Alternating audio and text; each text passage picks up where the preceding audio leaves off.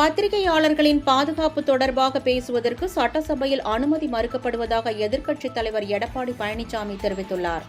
சட்டம் ஒழுங்கு குறித்து பேச அதிமுக எம்எல்ஏக்களுக்கு அனுமதி மறுக்கப்பட்டதாக கூறி வெளிநடப்பு செய்தனர். பின்னர் செய்தியாளர்களை சந்தித்து பேசிய எதிர்க்கட்சித் தலைவர் எடப்பாடி பழனிசாமி, பத்திரிகையாளர்களுக்கும் ஊடகவியலாளர்களுக்கும் பாதுகாப்பு குறித்து சட்டமன்றத்தில் பேசுவதற்கு அனுமதி கேட்டோம், ஆனால் அனுமதி மறுக்கப்பட்டது என்று தெரிவித்தார்.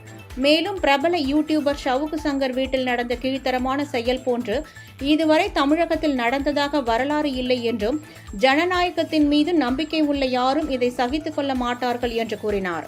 அனைத்து ஊடகங்களுக்கும் பத்திரிகை நண்பர்களுக்கும் வணக்கம். இன்றைய தினம் உங்களுக்காக நாங்கள் குரல் கொடுத்தோம். செய்தியாளர்களுக்கும் பத்திரிகையாளர்களுக்கும் ஊடகவியலாளர்களுக்கும் அவருடைய பாதுகாப்பு குறித்து சட்டமன்றத்திலே பேசுவதற்கு அனுமதி கேட்டோம். அனுமதி மறுக்கப்பட்டது. நாங்கள் வெளியெடுப்பு செய்திருக்கின்றோம்.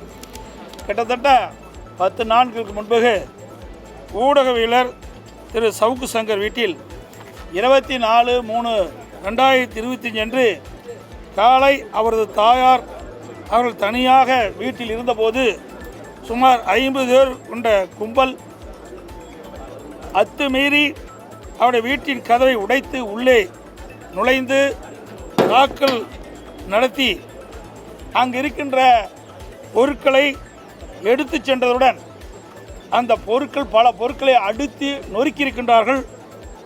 மற்றும் படுக்கரை, சமையலறை, சமையல் பொருட்கள் அனைத்தும் அதை சேதப்படுத்துகின்றார்கள்.